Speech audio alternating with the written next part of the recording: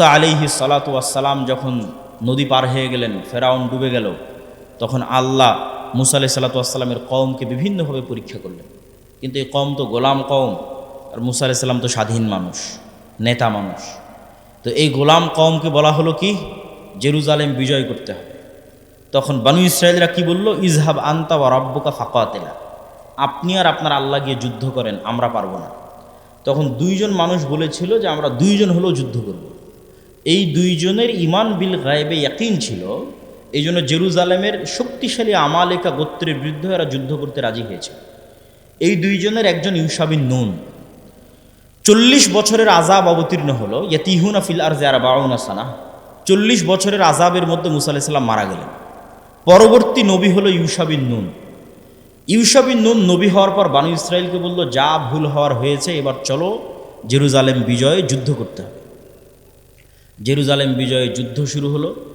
যুদ্ধের এক পর্যায়ে শুক্রবারের দিন বিকেলবেলা ইউশা বিন নুন আল্লাহকে বলছে, সূর্যের দিকে তাকিয়ে বলছে, আল্লাহ সূর্যকে থামিয়ে দিতে হবে। কেন সূর্যকে থামিয়ে দিতে হবে? আর 1-2 ঘন্টা পর সূর্য ডুবে গেলে শনিবার শুরু হবে, আর শনিবার মুসা আলাইহিস সালামের দিনে যুদ্ধ নিষিদ্ধ।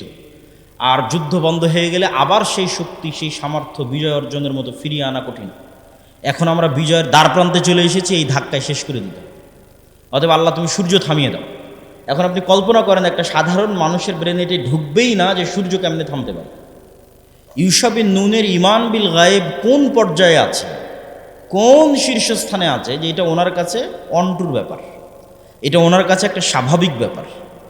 কেননা উনি গায়েবে ইয়াকিন রাখে যে পৃথিবী আমরা চোখে দেখি, এই পৃথিবী আসল পৃথিবী নয়। গায়েবে ইয়াকিন ওনার কোন লেভেলে, যে উনি ইনস্ট্যান্ট বলে দিচ্ছে সূর্য থামিয়ে দিতে হবে, যুদ্ধ আজকে এখানে শেষ করতে হবে। এই লেভেলের ইয়াকিন যতক্ষণ অর্জিত না হবে ততক্ষণ সম্ভব নয়। তো ইউশা বিন নুন আল্লাহকে বললেন, আল্লাহ সূর্য থামিয়ে দিতে হবে। আল্লাহ বললেন, ঠিক আছে, সূর্য থামিয়ে দিলাম। সহিহ বুখারীর হাদিস, 1 দিন 2 দিন, কেউ বলেছে 3 দিন, কেউ বলেছে 4 ঘন্টা 5 ঘন্টা, যতক্ষণই হোক আল্লাহ সুবহানাহু ওয়া তাআলা সূর্যকে থামিয়ে রেখেছিলেন বিজয় সমাপ্ত না হওয়া পর্যন্ত। বলেন আল্লাহু আকবার। তাহলে এখন বলেন, ইউশা বিন নুন যখন বিজয়ী হচ্ছে এই আমালেকা গোত্রের উপর, তখন দুনিয়াবি লজিকে বিজয় অসম্ভব। কেন আমালেকা গোত্রদের এক একজনের দেহই ছিল 10 তলা 15 তলার সমান, এত শক্তিশালী। এই জন্য এরা ভয়ে যুদ্ধ করতে চায়। 40 বছর আগে মুসা আলাইহিস সালামের সময় দুনিয়ার লজিকে যুদ্ধ সম্ভব নয়। দুইজন যুদ্ধ করতে চেয়েছিল কেন? ওরা গায়েবের লজিকে যুদ্ধ করতে চেয়েছিল, যে মুসলমানের বিজয় গায়েবী মদদে সম্ভব, এর বাইরে মুসলমানের বিজয় সম্ভব নয়। দুনিয়ার সিস্টেমে মুসলমানদের বিজয় অসম্ভব, গায়েবের সহযোগিতায় বিজয় সম্ভব। মুসা আলাইহিস সালাম, ফেরাউন ডুবে যাবে, মুসা আলাইহিস সালাম বিজয়ী হবে, এটা পৃথিবীর কোনো লজিকে সম্ভব নয়। কেন আজকের এই যমুনার চরের কৃষকের চেয়ে বেশি দুর্বল মুসা আলাইহিস সালাম, আর আজকের ডোনাল্ড ট্রাম্পের চেয়ে বেশি শক্তিশালী ফেরাউন। কেমনে বিজয় সম্ভব? অসম্ভব। কিন্তু সম্ভবের একটাই রাস্তা আছে, সেটা হচ্ছে গায়েবী মদদ। যেই দিন তালুত এবং দাউদ আলাইহিস সালাতু ওয়াস সালাম জেরুজালেম বিজয়ের জন্য রওনা দিয়েছে, এটা আরেক যুদ্ধ, রওনা দিয়েছে, সেই দিন আল্লাহ বলেছে, আজ তোমাদের পরীক্ষা করব, নদী পার হতে হবে, কেউ নদীর পানি পান করতে পারবে না। সংক্ষেপে সংক্ষেপে বলতেছে, তো নদীর পানি পান না করে পার হতে সক্ষম হয়েছে 300 জন। এই 300 বা 313 জন মানুষ সামনে এরকম হাজার হাজার মানুষ দেখে ভড়কে গেছে, যে কেমনে এই যুদ্ধ সম্ভব, যেখানে আমরা মাত্র হাতে গোনা 200-300 জন, আর আমাদের সামনে উপস্থিত হয়েছে লক্ষ লক্ষ জন। তখন আল্লাহ কোরআনে বলেছে, কাম মিন ফিআতিন কালিলাতিন গালাবাত ফিআতান কাসীরাতাম বিইজনিল্লাহ, কত দুর্বল জাতিকে আল্লাহ তার গায়েবী মদদে বিজয় দিয়েছে। বলেন আল্লাহু আকবার। তাহলে ওই দিন দাউদ আর তালুত বিজয়ী হচ্ছে দুনিয়ার লজিকে না গায়েবী মদদে? বলেন গায়েবী মদদে। চলে আসেন আমাদের নবী মুহাম্মদ সাল্লাল্লাহু আলাইহি ওয়াসাল্লামের কাছে। মুহাম্মদ সাল্লাল্লাহু আলাইহি ওয়াসাল্লাম যেদিন বদরে, মুহাম্মদ সাল্লাল্লাহু আলাইহি ওয়াসাল্লাম যেদিন উহুদে, মুহাম্মদ সাল্লাল্লাহু আলাইহি ওয়াসাল্লাম যেদিন খন্দকে, কেউ বলতে পারবে না যে মুহাম্মদ সাল্লাল্লাহু আলাইহি ওয়াসাল্লাম ওই দিন শক্তিশালী। দুনিয়ার লজিকে মুহাম্মদ সাল্লাল্লাহু আলাইহি ওয়াসাল্লাম সেদিন দুর্বল। খন্দক যেদিন ঘেরাও করে রেখেছে, ওই দিন 10,000 সমগ্র আরবের, মক্কা সহ সমগ্র আরবের সকল গোত্র একত্রিত হয়ে, এই জন্য এই যুদ্ধের নাম আহজাব, মানে এখানে বিশাল জোট তৈরি হয়েছে। হাজামাল আহজাব, সারা আরব একত্রিত হয়েছে মদিনাকে মাটির সাথে মিশিয়ে দেওয়ার জন্য। আর ওই দিন মদিনায় মুহাম্মদ সাল্লাল্লাহু আলাইহি ওয়াসাল্লামের সাহাবীদের সংখ্যা 700 থেকে 1000। আর মদিনার মধ্যে যারা ইহুদি গোত্র আছে 3টে, তারা ভিতর থেকে গাদ্দারি করে আছে, বাহিরের কাফের মুশরিকদের সাথে চুক্তি করে আছে যে তোমরা কোনো মতে মোহাম্মদকে পরাজিত করো, লাস্ট টাইমে যা সহযোগিতা করা লাগবে মদিনার ভিতর থেকে সকল সহযোগিতা আমরা করব। ভিতরে শত্রু, বাইরে শত্রু। দুনিয়ার লজিকে বদরের যুদ্ধে বিজয় সম্ভব নয়, দুনিয়ার লজিকে অহুদের যুদ্ধে বিজয় সম্ভব নয়, দুনিয়ার লজিকে খন্দকের যুদ্ধে বিজয় সম্ভব নয়, নবী মোহাম্মদের জন্য সম্ভব নয়। আমরা তো বহু দূরের কথা, নবী মোহাম্মদ সাল্লাল্লাহু আলাইহি ওয়াসাল্লাম দুনিয়াবী শক্তি দিয়ে বিজয় অর্জন করতে পারবে না। তো মোহাম্মদ সাল্লাম বদর, উহুদ, খন্দকে বিজয়ী হয়েছে কিসের মদদে? গায়েব মদদে। একমাত্র যুদ্ধ যেই যুদ্ধে সাহাবীরা মনে করেছিল যে আমরা দুনিয়াবী দিক থেকে শক্তিশালী আছি, এই যুদ্ধের নাম হুনাইনের যুদ্ধ। হুনাইনের যুদ্ধে মক্কা বিজয়ের পরে যুদ্ধটা হয়েছিল, অনেক নতুন মুসলমান হয়েছে, যুদ্ধের মাঠে দেখা গেছে কাফেরদের সংখ্যা কম, মুসলমানদের সংখ্যা অনেক বেশি। তো সাহাবীদের মধ্যে দুনিয়ার উপর ভরসা চলে এসেছে। বদরে, উহুদে, খন্দকে ভরসা ছিল আল্লাহর উপর, গায়েবী মদদের উপর। আর হুনাইনে যখন দেখেছে সংখ্যা বেশি, তখন ভরসা কিসের উপর? দুনিয়ার উপর।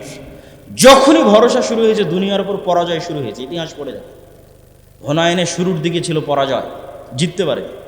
যখন মুহাম্মদ সাল্লাল্লাহু আলাইহি সাল্লাম তার ঘোড়া থেকে লাফ দিয়ে বললেন, আনাবনু আব্দুল মুত্তালিব আনান নাবিয়্যুলা কাযিব, আরে আমাকে চিনো, আমি আব্দুল মুত্তালিবের ছেলে, আমাকে চেনো, আমি কোনো মিথ্যুক নবী নই। কোন মাইকে গান বাজছে দেখো তো? কোন মাইকে কেউ এফএম ধরে আছো নাকি?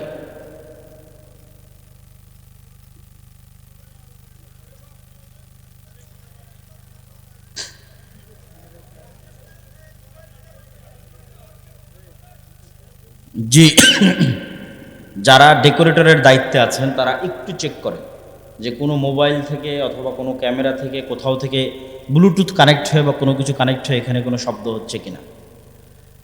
তো আমরা বলছিলাম মুহাম্মদ সাল্লাল্লাহু আলাইহি ওয়াসাল্লামের কথা, যে একমাত্র যুদ্ধ যেই যুদ্ধে মুসলমানদের সংখ্যা বেশি ছিল, কাফেরদের সংখ্যা কম ছিল, ওই যুদ্ধে পরাজিত হয়ে যাচ্ছিল। যখন আবার ভরসা গায়েবের উপর চলে গেছে, তখন আবার বিজয় শুরু হয়েছে। তো সারমর্ম সামারি কথা কি? আরও দুটো যুদ্ধের কথা শুনে রাখো। সুলতান সালাহুদ্দিন আইয়ুবী যখন হিত্তিনের যুদ্ধে জেরুজালেম বিজয় করবে, তখন ইউরোপের ক্রুসেডারদের চেয়ে সালাহুদ্দিন আইয়ুবী দুর্বল। আইনে জালুতে যখন জহিরুদ্দিন আল বেরবাস হালাকু খা চেঙ্গিস খাঁকে পরাজিত করবে, তখন হালাকু খা চেঙ্গিস খাঁর সামনে দাঁড়াতে পারবে এরকম পৃথিবীর কোনো সেনাবাহিনী ছিল না। মুসলমানদের রাজধানী বাগদাদকে মাটির সাথে মিশিয়ে দিয়ে মিশরে গেছে হালাকু খা চেঙ্গিস খাঁ, কে আর দাঁড়াবে? আব্বাসীয় খলিফারাই দাঁড়াতে পারেনি, কে দাঁড়াবে? কিন্তু জহিরুদ্দিন আল বেরবাস তখন দুর্বল, হালাকু খা চেঙ্গিস খাঁ শক্তিশালী। তাহলে যত বিজয় মুসলমানদের ইতিহাসে সংঘটিত হয়েছে, একটা বিজয়ও মুসলমানেরা শক্তিশালী অবস্থায় বিজয়ী হয়েছে, দুনিয়ার লজিকে বিজয়ী হয়েছে, এটা নাই ইতিহাসের কথা। একদম নবীদের থেকে শুরু করে আজ পর্যন্ত, মুহাম্মদ সাল্লাল্লাহু আলাইহি ওয়াসাল্লাম থেকে শুরু করে আজ পর্যন্ত, বরং প্রত্যেক বিজয়ে দুনিয়ার লজিকে মুসলমানেরা দুর্বল, বিজয়ী হয়েছে গায়েবী মদদে। এই জন্য গায়েবের উপর ইয়াকিন লাগবে। গায়েবের একটা ছোট্ট পয়েন্ট বলে আমরা বক্তব্যের দ্বিতীয় পয়েন্টে চলে যাই। সেটা হচ্ছে গায়েবের একটা বড় মাধ্যম, দ্বিতীয় ইমানের অংশ হচ্ছে মালাইকা, ফেরেশতা। আল ইমান বিল মালাইকা, আমানতু বিল্লাহি ওয়া মালাইকাতিহি, ফেরেশতাদের উপর ইমান। দেখেন সাহাবীরা রাসূল সাল্লাল্লাহু আলাইহি ওয়াসাল্লামের সাথে যখন ছিল, তখন ফেরেশতাদের অস্তিত্বের সাথে তাদের কানেকশন এত মজবুত, এত শক্তিশালী, এত স্বচ্ছ, এত বেশি ছিল যে আমরা আজকে আমাদের অন্তরে তো ইমানই নাই যে আমরা ফেরেশতা আছে এটা বিশ্বাস করি, ইমানই নাই। তার তুলনায় সাহাবীদের ইমান যদি আপনি দেখেন আশ্চর্য। দুই একটা বলি, সাদ বিন মুআজ খন্দকের যুদ্ধে শহীদ হয়েছে। রাসূল সাল্লাল্লাহু আলাইহি ওয়াসাল্লাম বললেন, শাহিদাহু সাবউনা আলফাম মিনাল মালাইকা। সাদ বিন মুআজের জানাজায় 70,000-এরও বেশি ফেরেশতা অংশগ্রহণ করেছে। বলেন আল্লাহু আকবার। 70,000 মানে কত, কল্পনা করা যায়? সাহাবীরা যেই জানাজায় অংশগ্রহণ করেছে, ওই জানাজায় 70,000 ফেরেশতা অংশগ্রহণ করেছে আসমান থেকে নেমে। সাদ বিন মুআজের জানাজার লাশের খাটলি উঠানো যাচ্ছিল না, ফেরেশতার আধিক্যের কারণে লাশ ভারী হয়েছিল। রাসূল সাল্লাল্লাহু আলাইহি ওয়াসাল্লামের হাদিস। জাবের বিন আব্দুল্লাহ উহুদের যুদ্ধে মারা গেছে। জাবের বিন আব্দুল্লাহর পিতা। জাবের বিন আব্দুল্লাহ বলছে, আমার পিতা উহুদের যুদ্ধে মারা যাওয়ার পর আমি কাঁদছিলাম। তো রাসূল সাল্লাল্লাহু আলাইহি ওয়াসাল্লাম বললেন, কেন কাঁদতেছো? মা জালাতিল মালাইকাতু তুজিল্লু বিআজনিহাতিহা তোমার পিতার লাশকে ফেরেশতারা ছায়া দিয়ে রেখেছে। বলেন আল্লাহু আকবার। তিলহুল মালাইকা, হানজালাকে ইতিমধ্যে ফেরেশতারা গোসল দিয়ে ফেলেছে। তাহলে ফেরেশতাদের সাথে সাহাবীদের কানেক্টিভিটি দেখে যে কতটা তারা ফেরেশতাদের অস্তিত্বের সাথে রিলেটেড, কানেক্টেড হচ্ছে। বদরের যুদ্ধে সাহাবী বলতেছে, আমার ডানে এবং আমার বামে রজুলান, দুইজন ব্যক্তি যাদের পোশাকে সাদা পোশাক, ইউকাতিলুনা আশাদ্দাল কিতাল মা রাআইতুহুমা ক্বাবলু ওয়ালা বাদ, আমি তাদেরকে জীবনে আগে কোনো দিন দেখিনি, পরে কোনো দিন দেখিনি। তারা ভয়ঙ্করভাবে যুদ্ধ করতেছিল। আল্লাহর নবীকে এসে বললাম, এইরকম দুইজন ব্যক্তি যুদ্ধ করতেছে। রাসূলুল্লাহ সাল্লাল্লাহু আলাইহি ওয়াসাল্লাম বললেন, এরা দুইজন হচ্ছে স্বয়ং জিবরাইল আর স্বয়ং মিকাইল। স্বয়ং জিবরাইল এবং মিকাইল যুদ্ধের মাঠে অবতীর্ণ হয়েছে। এগুলো শুধু হাদিস নয়, আল্লাহ সুবহানাহু ওয়া তাআলা নিজে কোরআনেও বলেছে, কোরআনের আয়াতটাও বলবে, হাদিসে আরও দুই একটা বলবে। খন্দকের যুদ্ধ থেকে যেদিন রাসূলুল্লাহ সাল্লাল্লাহু আলাইহি সাল্লাম ফিরে আসলেন, খন্দকের যুদ্ধ বিজয় হয়ে গেছে, বিজয় হয়ে যেদিন ফিরে আসলেন, ওয়াজা আসসিলাহ ওয়াগতাসালা, আয়েশা রাদিয়াল্লাহু তাআলা আনহার হাদিস, সহিহ হাদিস, যে আল্লাহর নবী অস্ত্র রেখে গোসল করতে গেছেন। ইতিমধ্যে জিবরাইল উপস্থিত হয়ে আল্লাহর নবীকে বলছে, ফেরেশতারা এখন পর্যন্ত অস্ত্র রাখেনি, আপনি কেন অস্ত্র রেখেছেন? আল্লাহর নবী বললেন, কেন অস্ত্র রাখেনি কেন? তো বলে, ওই যে তিনটা ইহুদি গোত্র যারা গাদ্দারি করেছে, ভিতর থেকে আপনার সাথে চুক্তি ভঙ্গ করেছে, মদিনা সনদ, বাইরের যারা কাফের তারা তো পরাজিত হয়েছে, কিন্তু এই তিনটা ইহুদি গোত্র, এটা তো মুনাফিক, এদের শাস্তি দিতে হবে, এদের শাস্তি নিশ্চিত করে যুদ্ধ শেষ হবে। রাসূল সাল্লাল্লাহু আলাইহি ওয়াসাল্লাম বাইরে এসে সাহাবীদের বললেন, ঠিক আছে বের হও। সাহাবীরা বের হও, যুদ্ধ শেষ হয়নি, ইহুদি গোত্রদের শাস্তি দিতে হবে। এদ্দূর পর্যন্ত আয়েশার বর্ণনা। এবার আনাস রাদিয়াল্লাহু তাআলা আনহুর বর্ণনা শুনুন।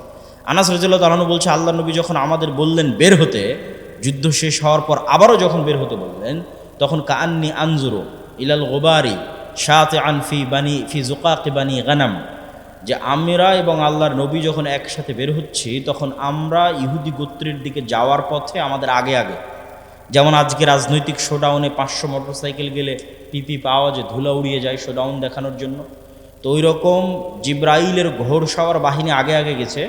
তো জিবরাইলের ঘোড়সাওয়ার বাহিনী আগে আগে যাওয়ার কারণে তাদের ঘোড়ার পায়ের আঘাতে ধুলা তৈরি হয়েছে, ধুলায় অন্ধকার। তো আনাস রাদিয়াল্লাহু তাআলা আনহু বলছেন, আমরা যে যাচ্ছি, তো আমাদের আগে আগে জিবরাইলের ফেরেশতাদের ঘোড়সাওয়ার বাহিনীর পায়ের আঘাতে ধুলায় অন্ধকার হয়ে আছে। বলেন আল্লাহু আকবার।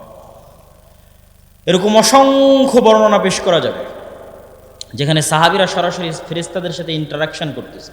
এবং আল্লাহ সুবহানাহু ওয়া তাআলা নিজে কোরআন মাজিদে বলছেন, আন্নী মুমিদ্দুকুম ফাস্তাজাবা লাকুম রাব্বুকুম বিআন্নী মুমিদ্দুকুম আলফাম মিনাল মালাইকা মুরদিফিন, যে তোমাদের প্রতিপালক তোমাদের ডাকে সাড়া দিয়েছে, তোমাদের ডাকে সাড়া দিয়ে কখনো 1000, কখনো 3000, কখনো 5000 ফেরেশতা অবতীর্ণ করেছে যুদ্ধের মাঠে তোমাদের সহযোগিতা করার জন্য।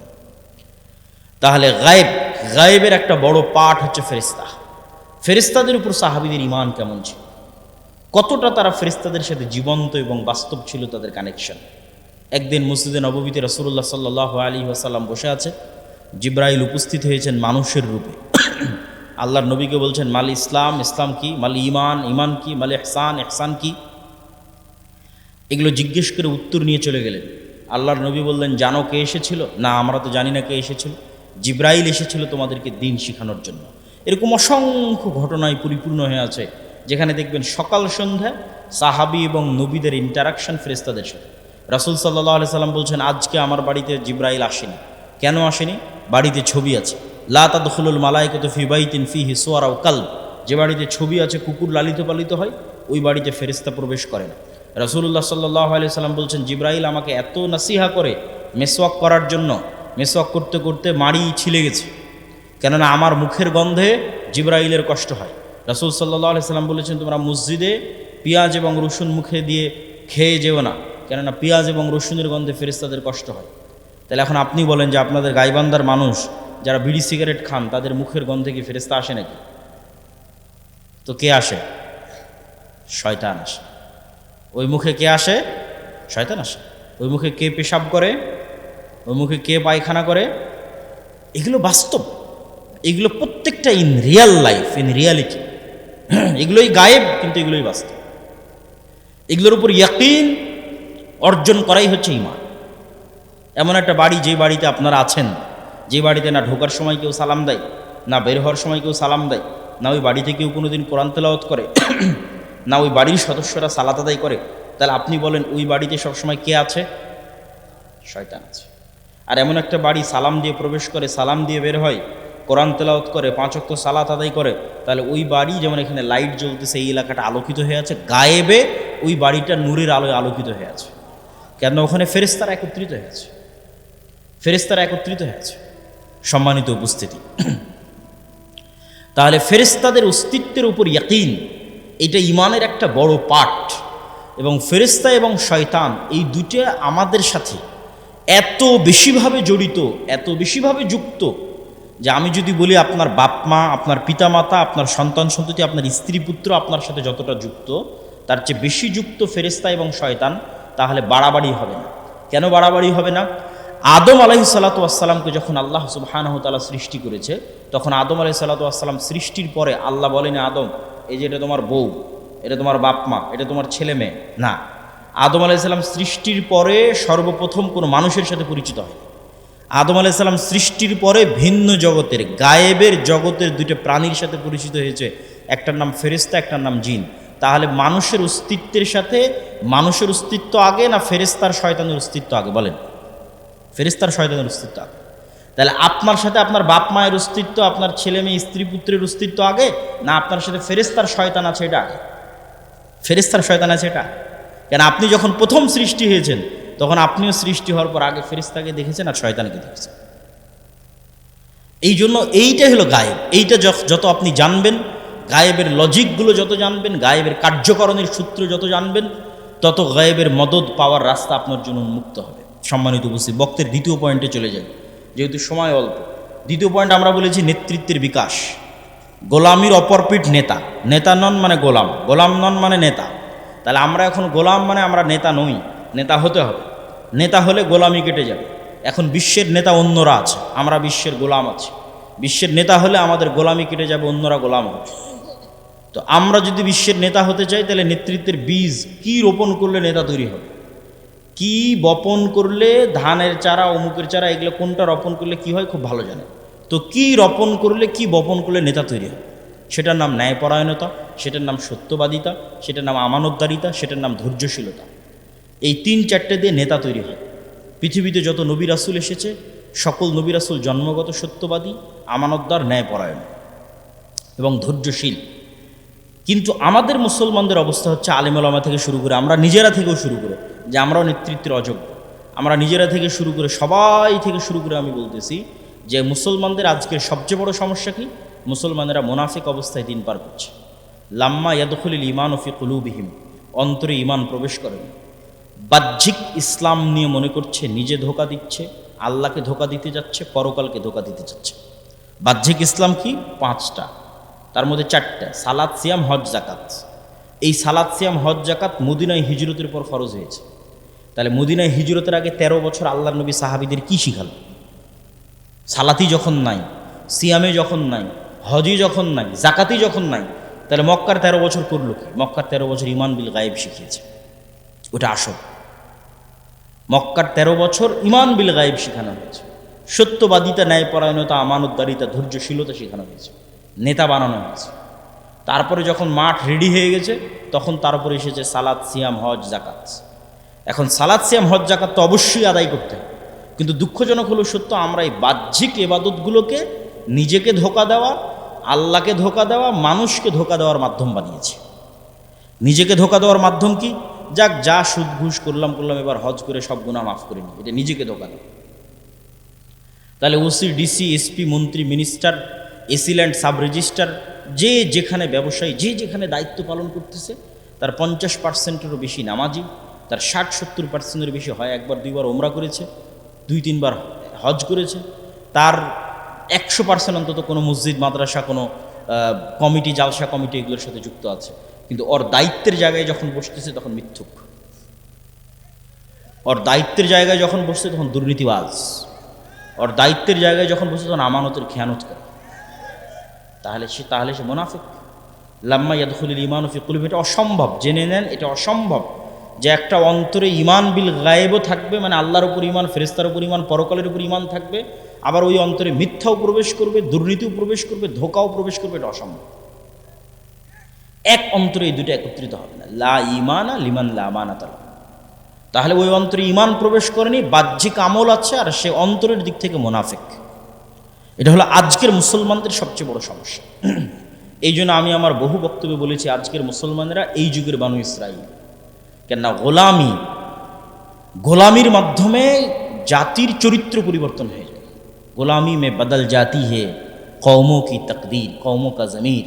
আল্লামা ইকবাল বলেছেন, গোলামি করতে করতে জাতির স্বভাব চরিত্র চেঞ্জ হয়ে যায়। তো বানু ইসরাইলেরা তো নবীর সন্তান। নবীর সন্তান কেমনে বলে যে আপনি আর আপনার আল্লাহ গিয়ে যুদ্ধ করেন? নবীর সন্তানেরা কেমনে বলে ঠিক আছে শনিবারের দিন মাছ ধরতে নিষেধ করলেন, আজ শনিবারের দিন আমরা বেড়া দিয়ে ঘিরে রাখবো, তো রবিবারের দিন মাছ ধরবো। 2 নম্বরই বুদ্ধি। তো নবীর সন্তান, তাহলে নবীর সন্তানেরা এই 2 নম্বরই বুদ্ধি শিখলো কোথায়? যখন ফেরাউনের 300-400 বছর গোলামি করেছে, গোলামি করতে করতে স্বভাব চরিত্র পরিবর্তন হয়ে গেছে। কিন্তু মুসা আলাইহিস সালামকে আল্লাহ ওই গোলামদের সাথে বড় করেন। মুসা আলাইহিস সালামকে আল্লাহ বড় করেছে ফেরাউনের বাড়িতে, যাতে মুসা আলাইহিস সালামের মধ্যে এগুলো চুরি চামারি বাটপারি দুর্নীতি 2 নম্বরই মিথ্যা এগুলো প্রবেশ না করে, যাতে মুসা আলাইহিস সালাম আত্মমর্যাদা আত্মসম্মান সত্যবাদিতা ন্যায়পরায়ণতা আমানতদারিতা ধৈর্যশীলতা এগুলো গুণে নেতা হয়। তো মুসা আলাইহিস সালাম ফেরাউনের বাড়িতে বড় হয়ে হলেন নেতা। এবার নেতার সাথে পুরো কওম গোলাম। কেন এই কওম 300 বছর থেকে গোলামি করতেছে, 400 বছর থেকে গোলামি করতেছে, যাদের রক্তের মধ্যে মিথ্যা ধোঁকা দুর্নীতি ঢুকে আছে। তাহলে এই জাতিকে নিয়ে এক নেতা কেমনে চলতে পারে? এক মুসা আলাইহিস সালাম মাত্র নেতা, বাকি সবার মেন্টালিটি গোলাম। পদে পদে মুসা আলাইহিস সালামকে তারা বাধা দিয়েছে। শেষ পর্যন্ত মুসা আলাইহিস সালাম বিরক্ত হয়ে আল্লাহকে বলেছে, আল্লাহ এই জাতির দায়িত্ব আমি পালন করতে পারবো না, আমাকে উঠিয়ে নেন। কেন নেতা একমাত্র ছিল মুসা আলাইহিস সালাম, কারো মধ্যে নেতৃত্বের গুণ ছিল। তো আজকের মুসলমানেরা জন্মগত নেতা ছিল। কেননা মুসলমানদের আদি পিতা তথা বানু ইসমাইলের বংশধর কোনোদিন গোলাম ছিল না। ফলত ইসমাইলের বংশধর পুরোটাই জন্মগত নেতা। যেমন আব্দুল মুত্তালেব কাফের এবং মুশরিক অবস্থায় মৃত্যুবরণ করেছে, কিন্তু কোনো মায়ের সন্তান দাঁড়িয়ে বলতে পারবে না যে আব্দুল মুত্তালেব কারো 1 টাকা মেরে নিয়েছে। কেউ দাঁড়িয়ে বলতে পারবে না যে আব্দুল মুত্তালেব এখানে ধোঁকাবাজি করেছে। আব্দুল মুত্তালেবের ছেলে আবু তালেব, আলী রাদিয়াল্লাহু তাআলা আনহুর পিতা, কাফের এবং মুশরিক অবস্থায় মৃত্যুবরণ করেছে, কিন্তু কেউ দাঁড়িয়ে বলতে পারবে না যে আবু তালেব কারো 1 টাকার তসরুফ করেছে, আবু তালেব কারো উপর অন্যায়ভাবে জুলুম করেছে, আবু তালেব কাউকে ধোঁকা দিয়েছে। কেন? এরা কোনোদিন গোলাম হয়নি, এরা জন্মগত নেতা, এরা কুরাইশ, এরা ইসমাইলের সন্তান, এরা জন্মগত নেতা।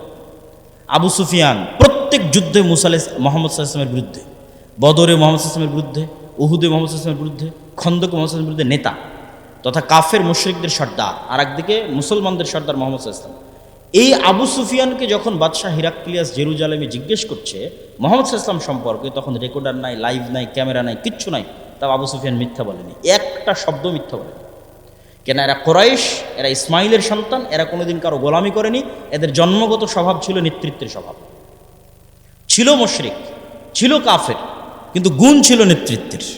ফলত নেতৃত্বের গুণাবলী সম্পন্ন আবু তালেবের ছেলে আলী যখন মুসলমান হয়ে গেছে, নেতৃত্বের গুণাবলী সম্পন্ন আবু সুফিয়ান যখন নিজে মুসলমান হয়ে গেছে, আবু সুফিয়ানের ছেলে মুআবিয়া যখন মুসলমান হয়ে গেছে, তাহলে একদিকে জন্মগত নেতৃত্ব আর একদিকে তাওহীদ, এই 2 শক্তিতে বলিয়ান হয়ে এরা হয়ে গেছে বিশ্বের নেতা। ছিল মক্কার নেতা, হয়ে গেছে বিশ্বের নেতা। উমাইয়ারাই সারা বিশ্ব শাসন করেছে, অর্ধ বিশ্ব শাসন করেছে। কেন? আগে থেকেই ছিল জন্মগত নেতৃত্বের গুণ, 2 নম্বরে এসে যুক্ত হয়েছে মুহাম্মদ সাল্লাল্লাহু আলাইহি ওয়াসাল্লামের কাছ থেকে তাওহীদের গুণ, গায়েবের উপর ইয়াকিন, যে সারা বিশ্বের নেতা হয়ে গেছে। এই মুসলমানেরাই যখন এই উপনিবেশ, ইউরোপীয় উপনিবেশের 150 বছরের গোলামি, এই 150 বছরের গোলামিতে আমাদের স্বভাব চরিত্র পরিবর্তন হয়ে গেছে। আমাদের রক্তের মধ্যে মিথ্যা ধোঁকা, 2 নম্বরই দুর্নীতি এগুলো ঢুকে গেছে। আপনি আজ ইউরোপ যান, আমেরিকা যান, লন্ডন যান, সবচেয়ে বেশি মিথ্যা ডকুমেন্টস দিয়ে, মিথ্যা পেপারস দিয়ে, মিথ্যা ওয়াদা দিয়ে, মিথ্যা তথ্য দিয়ে, মিথ্যা কথা দিয়ে, মিথ্যা বেনিফিটস নিয়ে সবচেয়ে বেশি বসবাস করতেছে মুসলমানেরা। পুরো জীবনটাই মিথ্যার উপর দাঁড়িয়ে আছে। তাহলে কিভাবে তারা নেতা হবে? আর মুসলমানেরা যেন কোনোদিন সত্য বলা শিখতে না পারে, যেন মিথ্যার উপরেই, দুর্নীতির উপরেই তাদের প্র্যাকটিস চলে, এই জন্য ইহুদি খ্রিস্টানেরা 2টা জিনিস মুসলমানদের উপর চাপিয়ে দিয়ে রেখেছে। একটার নাম গণতন্ত্র, আর একটার নাম সুদ। যেন কোনোদিন সত্য বলা শিখতে না পারে। গণতন্ত্র কেন? গণতন্ত্র এমন এক সিস্টেম যে ঠিক আছে আমরা ব্রিটিশরা চলে গেলাম, আমরা সরাসরি তোমাদের উপর শাসক নাই, কিন্তু তোমরা যদি একবার সত্য বলা শিখে যাও, ন্যায় প্রতিষ্ঠা করা শিখে যাও, আমানতদার হয়ে যাও, তোমরা তো নেতা হয়ে যাও। তোমাদেরকে গোলাম বানাতে চাইলে তোমাদেরকে মিথ্যা বলা, দুর্নীতি করা আমাদের শিখাতে হবে। এই কালচার অব্যাহত রাখতে হবে। আর এই কালচার অব্যাহত রাখার জন্য গণতন্ত্র লাগবেই। গণতন্ত্র এমন এক সিস্টেম যেখানে এক দল আর এক দলের বিরুদ্ধে বলবে তো বলবেই, একই আসনের মনোনয়ন প্রার্থী একই দলের একজন আরেকজনের বিরুদ্ধে মিথ্যা, নিন্দা, গীবত, তহমত, দুর্নীতি, টাকা দিয়ে মনোনয়ন কেনার চেষ্টা করবে। তাহলে যতজন এমপি পদে দাঁড়িয়েছে এরা আল্লাহর দৃষ্টিতে গায়েবের লজিকে গোলাম। হতে পারে নেতা, হতে পারে এমপি, কিন্তু গায়েবের লজিকে এরা সব কি বলেন তো? গোলাম, কৃতদাস। কেন শুরুটা হয়েছে মিথ্যা এবং দুর্নীতিতে, এরা নেতা হতে পারবে না। এই মিথ্যুক দুর্নীতিবাজ এমপি, মন্ত্রী, মিনিস্টার যখন দেশের দায়িত্ব নিবে তখন ও ভারত আর আমেরিকার টাকার কাছে বিক্রি হয়ে যাবে। কেননা ওই জন্যই ওকে তৈরি করা হয়েছে। একজন সত্যবাদী আমানতদার নেতার যদি জন্ম হয় ও তো টাকার কাছে বিক্রি হবে না। তাহলে গণতন্ত্র অব্যাহত রাখতে হবে যেন মিথ্যুক তৈরি হয়। গণতন্ত্র মিথ্যুক, দুর্নীতিবাজ, ধোঁকাবাজ তৈরির কারখানা। এখানে সব নেতা মিথ্যুক অবস্থায় আসতে হবে, ওইভাবে কালচার তৈরি করা আছে। পয়েন্ট নাম্বার 2, সুদ। আপনাদের গাইবান্ধার যত মা বোন কিস্তিতে টাকা নিয়েছে এরা নিজেরা তো মিথ্যা বলে, ছেলে মেয়েকেও মিথ্যা বলা শিখিয়েছে। যে বলো বাড়িতে নাই, বলো কাল দিব, এই সমস্যা, ছেলে মেয়েকেও মিথ্যা বলা শিখিয়েছে। এটা আমি বলিনি, রাসূল সাল্লাল্লাহু আলাইহি ওয়াসাল্লাম বলেছে যে মানুষ যখন কর্জ নেওয়া শুরু করে মিথ্যা বলা শুরু করে, আর মিথ্যা বললে আর নেতা হওয়া যাবে না, মানে গোলামির জিঞ্জির আর ভাঙবে না। কেন গায়েবের লজিকে নেতৃত্বের গুণের একমাত্র শুরুর রাস্তাই হচ্ছে সত্যবাদিতা, আমানতদারিতা, ন্যায়পরায়ণতা, ধৈর্যশীলতা। তাহলে আপনি নেতা হতে চান, গোলামির জিঞ্জির ভাঙতে চান, এই গুণগুলো লাগবে। এই গুণগুলো ছাড়া সম্ভব নয়। পয়েন্ট নাম্বার 3, সৎ আমল। গায়েবের লজিকে গায়েবের মদদ পৃথিবীতে টেনে নিয়ে আসার শর্ত যতক্ষণ পূরণ করতে না পারবেন গায়েবের মদদ আসবে না। আর ভূমিকাতে বলে দিয়েছি গায়েবের মদদ ছাড়া মুসলমানদের বিজয় সম্ভব নাকি? বলেন না যে গায়েবের মদদ ছাড়া মুসলমানদের বিজয় সম্ভব, ফুল স্টপ। দুনিয়ার লজিকে মুসলমানদের বিজয় সম্ভব নয়, আগেও নয়, পরেও নয়, কিয়ামত পর্যন্ত নয়। একমাত্র রাস্তা আল্লাহর সাহায্য লাগবে। তাহলে আল্লাহর সাহায্য আসার পূর্ব প্রস্তুতি স্বরূপ আল্লাহর সাহায্য পাওয়ার পূর্ব শর্ত পূরণ করতে হবে। তো সাহায্য পাওয়ার পূর্ব শর্তের 3 নম্বর পয়েন্ট হচ্ছে সৎ আমল। যেমন কল্পনা করেন একদল প্রজন্ম যারা ইমান বিল গায়েবে ইয়াকিন রাখে, একদল প্রজন্ম যারা মিথ্যা বলা জানে না, দুর্নীতি, ধোঁকাবাজ 2 নম্বরই জানে না, সত্যবাদী, আমানতদার, ন্যায়পরায়ণ। 3 নম্বর, এই প্রজন্ম মোটামুটি আল্লাহর গায়েবী মদদ অর্জনের যোগ্যতা অর্জন করতেছে। 3 নম্বর, আল্লাহর গায়েবী মদদকে আসমান থেকে টেনে নিয়ে আসতে পারে সৎ আমল। দেখেন রাসূলুল্লাহ সাল্লাল্লাহু আলাইহি সাল্লাম যখন বদরের যুদ্ধে যাবে, কোথায় উনি আল্লাহর নবী, উনি তো মনে করতে পারে যে আমি একবার আল্লাহকে বললেই হলো যে আল্লাহ বদরে বিজয় দরকার। সেখানে উনি সারা রাত ইবাদতে কাটিয়ে দিয়েছেন। আবু বকর রাদিয়াল্লাহু তাআলা আনহু পর্যন্ত ক্লান্ত হয়ে গেছে, এত লম্বা সময় কিভাবে দাঁড়িয়ে থাকা যায় সালাতে। আপনি যথেষ্ট হয়েছে, আর করিয়েন না, ইনশাআল্লাহ আল্লাহ সহযোগিতা করবে। তো মুহাম্মদ সাল্লাল্লাহু আলাইহি ওয়াসাল্লাম রাতে উঠে সালাত আদায় করছেন কেন? এটা গায়েবী মদদ পাওয়ার পূর্ব শর্ত। গায়েবের মদদ যে টেনে নিয়ে আসবে আসমান থেকে, ফেরেশতা যে নামবে, তার পূর্ব শর্ত হচ্ছে রাতের সালাত লাগবে। সৎ আমল গায়েবের মদদকে পৃথিবীতে টেনে আনতে পারে। 5 ওয়াক্ত সালাত অনেক বড় সৎ আমল। আর সৎ আমলের মধ্যে সবচেয়ে বড় সৎ আমল যা গায়েবের মদদকে পৃথিবীতে টেনে আনতে পারে, একটা রাতের সালাত, একটা সকাল সন্ধ্যার জিকির। আল্লাহর সাহায্যকে পৃথিবীতে নামিয়ে নিয়ে আসতে পারে এমন 2টা সর্বশ্রেষ্ঠ টেকনোলজির নাম রাতের সালাত, সকাল সন্ধ্যার জিকির। সকাল সন্ধ্যার জিকির কেন এত পাওয়ারফুল? সকাল সন্ধ্যার জিকির পৃথিবীর সকল অসম্ভবকে সম্ভব করতে পারে। পৃথিবীর এমন কোনো অসম্ভব নাই যে অসম্ভব সম্ভব নয় সকাল সন্ধ্যার জিকির দিয়ে। কেন সকাল সন্ধ্যার জিকির এত পাওয়ারফুল? তার আগে আপনাকে বুঝতে হবে আওয়াজ কেন পাওয়ারফুল। আল্লাহ সুবহানাহু ওয়া তাআলা আসমান এবং জমিন সৃষ্টি করেছে আওয়াজ দিয়ে, কুন ফায়াকুন। আল্লাহ সুবহানাহু ওয়া তাআলা আসমান, জমিন, চন্দ্র, সূর্য, তারকা, নক্ষত্র ধ্বংস করবে আওয়াজ দিয়ে। ইসরাফিলের বাঁশির আওয়াজ, ওই আওয়াজ যখন যাবে আসমান ওই আওয়াজ রিসিভ করবে, ওই আওয়াজ যখন যাবে জমিন ওই আওয়াজ রিসিভ করবে, ওই আওয়াজ যখন যাবে চন্দ্র ওই আওয়াজ বুঝবে, সূর্য ওই আওয়াজ বুঝবে। এইভাবেই সেট আপ করা আছে, এইভাবেই ডেভেলপ করা আছে, এইভাবেই ইনস্টল করা আছে। আওয়াজ বুঝা মাত্র সব ভেঙে চুরে চৌচির হয়ে যাবে। আওয়াজ সবচেয়ে পাওয়ারফুল, আওয়াজ সবচেয়ে শক্তিশালী। তার আরেকটা প্রমাণ নেই, ইউসাব্বিহু লিল্লাহি মা ফিস সামাওয়াতি ওয়া মা ফিল আরজ। আসমান জমিন এবং তার মধ্যে যা কিছু আছে এটা কিন্তু গায়েব। আপনাকে গায়েবের নলেজ দিচ্ছি, গায়েবের লজিক দিচ্ছি। আল্লাহ কি বলছেন? আসমান জমিন এবং তার মধ্যে যা কিছু আছে, তার প্রত্যেকটা জীব জন্তু, জড়বস্তু, জড় পদার্থ, পশু পাখি, পোকা মাকড়, ধুলা বালি, মাটি, কাপড় চোপড় সব আল্লাহর তাসবিহ পাঠ করে। তাহলে ওই আউর পলও আল্লাহর তাসবিহ পাঠ করতেছে, এই টিস্যু আল্লাহর তাসবিহ পাঠ করতেছে, এই কাঠও আল্লাহর তাসবিহ পাঠ করতেছে। তাহলে এগুলো সবগুলো থেকে আওয়াজ বের হচ্ছে, আওয়াজ। যদি আপনি শুনতে পারতেন, আল্লাহ যদি আপনাকে শোনার ক্ষমতা দিত, তাহলে আপনি শুনতে পেতেন যেগুলো সবগুলো থেকে 24 ঘন্টা তাসবিহ বের হচ্ছে। কিন্তু আপনি শুনতে পাচ্ছেন না কেন? যেমন পিঁপড়ার চলার আওয়াজ আপনি শুনতে পান না। পিঁপড়া চললেও একটা আওয়াজ তৈরি, পিঁপড়ার পায়েরও একটা আওয়াজ আছে। ওই আওয়াজ হাতি বুঝতে পারে যে পিঁপড়া যাচ্ছে, পিঁপড়ার পায়ের আওয়াজ। আর এক প্রাণী বুঝতে পারে। ওই লেভেলের আওয়াজ শোনার ক্ষমতা আপনার নেই, কিন্তু এগুলো প্রত্যেকটা থেকে আওয়াজ বের হচ্ছে। আওয়াজ সবচেয়ে শক্তিশালী, আওয়াজ সবচেয়ে পাওয়ারফুল।